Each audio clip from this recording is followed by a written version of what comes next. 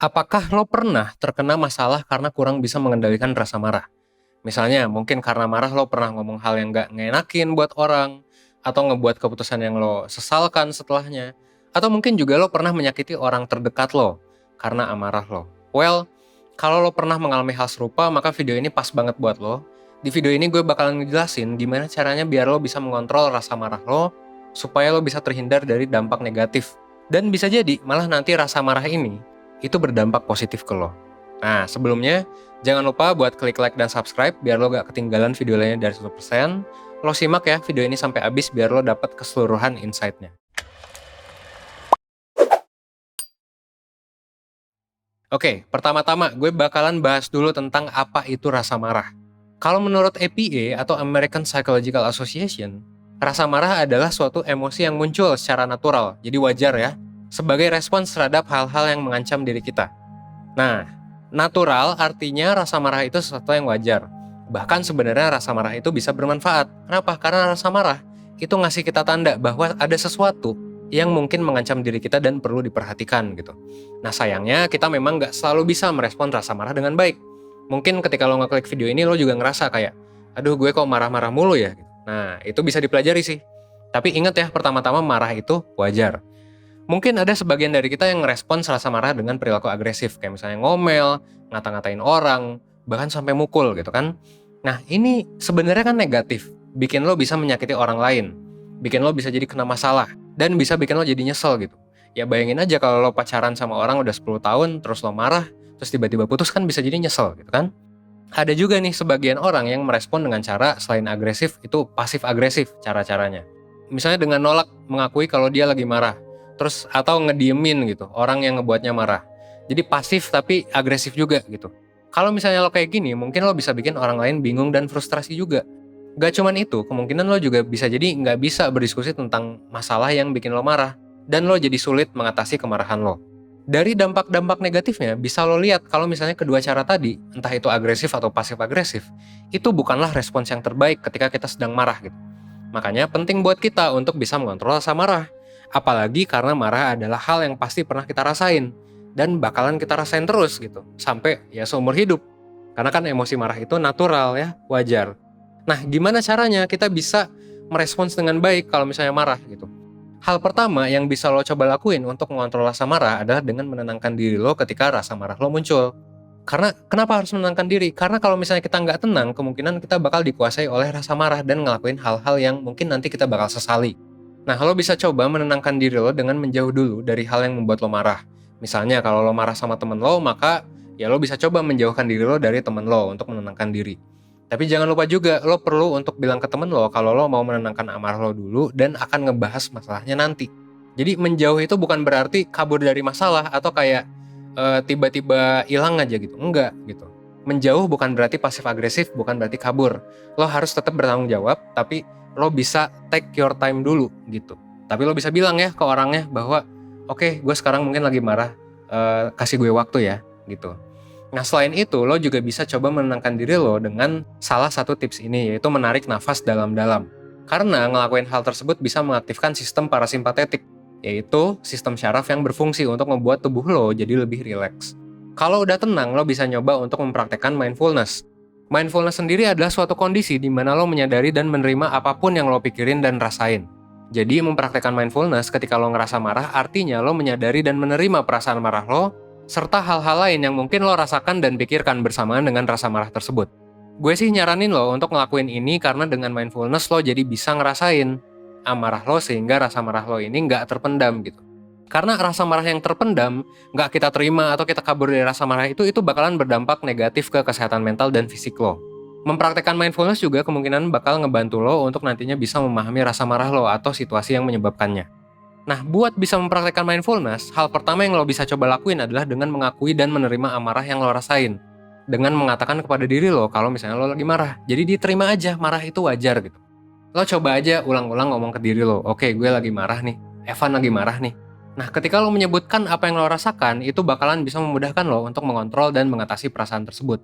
Ini berasal dari riset di UCLA yang mungkin lo udah pernah nonton video TED Talks-nya gitu. Nah, kalau lo udah ngomong kayak gitu ke diri lo sendiri, lo coba pahami apa hal yang lagi lo rasain saat itu. Misalnya kalau lo marah karena temen lo udah ngebohongin lo, maka ya mungkin selain ngerasa marah, lo juga ngerasain hal lain, misalnya ngerasa kecewa, ngerasa dihianati, ngerasa tersakiti. Nah, identifikasi perasaan-perasaan itu, lo harus bisa mengidentifikasinya. Lalu lo akui dan terima bahwa lo emang lagi ngerasa kayak gitu. Biasanya kalau lagi mentoring di sesi konsultasi ya, gue bakalan ngebantu menti gue untuk mempraktekkan mindfulness dengan memberikan worksheet mindfulness dan juga meditasi gitu, yang berisi instruksi untuk aktivitas yang bisa dicoba buat mempraktekkan mindfulness. Jadi biasanya sih gue ngajarin ya klien gue itu tentang mindfulness. Nah, kalau lo udah menyadari dan menerima rasa marah dan perasaan lainnya yang lo rasain, maka hal selanjutnya yang bisa lo coba lakukan adalah dengan mengevaluasi rasa marah lo dan memikirkan apa hal selanjutnya yang perlu lo lakuin untuk mengatasi masalah yang menyebabkan lo marah. Lo bisa coba untuk mengevaluasi rasa marah lo dengan merefleksikan, kira-kira apa sih sebenarnya yang bikin lo marah? Kayak yang gue bilang di awal video, rasa marah adalah respons yang wajar, natural gitu. Jadi dengan merefleksikan penyebabnya, kemungkinan lo jadi bisa tahu situasi apa yang mengancam dan situasi yang membuat lo marah. Selain itu, lo juga bisa tahu apakah rasa marah lo itu muncul karena beneran ada hal yang mengancam, atau sebenarnya yang bikin lo marah itu hal yang kayak cuman menggores ego lo doang, atau nggak terlalu mengancam sebenarnya, gitu ya. Misalnya, kalau lo marah karena dibohongin temen lo, ya lo bisa bertanya kembali ke diri lo kenapa hal tersebut bisa ngebuat lo marah. Apakah lo marah karena lo merasa dengan berbohong dia udah jahat sama lo? Atau apakah lo udah tahu dia tuh ngebohongin lo karena dia jahat sama lo gitu? Ya kayak gitu-gitulah, intinya lo cari tahulah alasan dibalik rasa marah lo itu, karena itu bakalan ngebuat lo lebih ngerti sama diri lo tuh kayak gimana. Nah kalau udah, lo bisa coba pikirin apa hal yang perlu lo lakuin untuk mengatasi masalah yang bisa menyebabkan lo marah.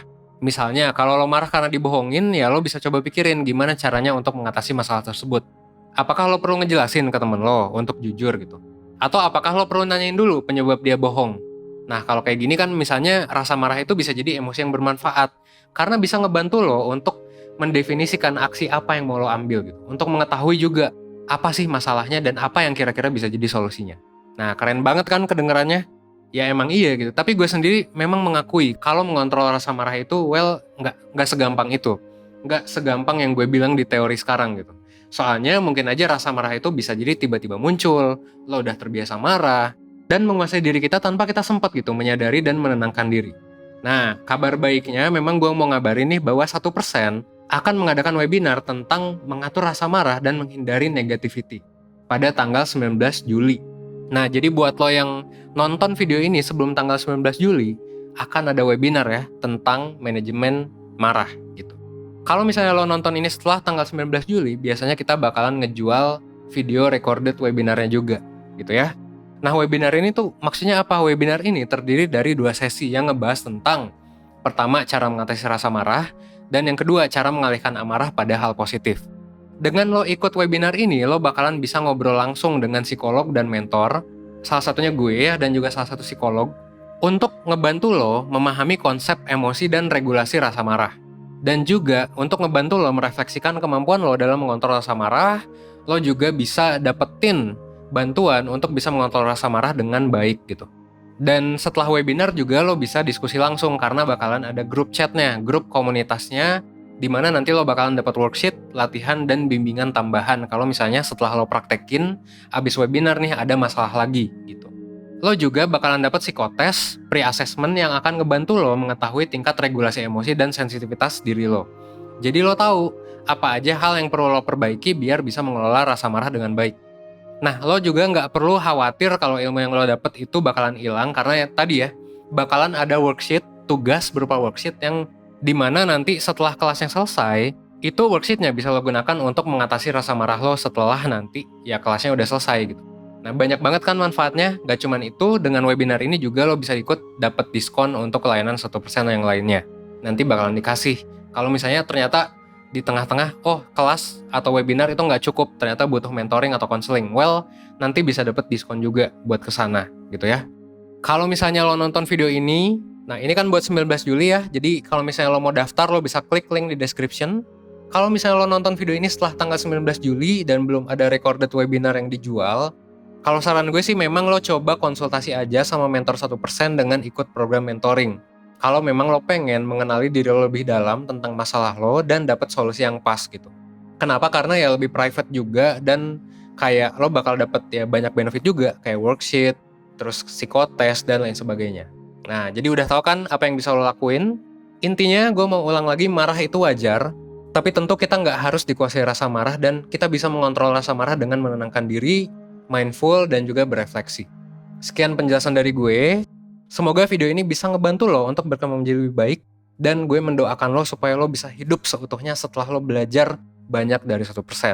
Akhir kata, gue Evan dari 1%. Thanks.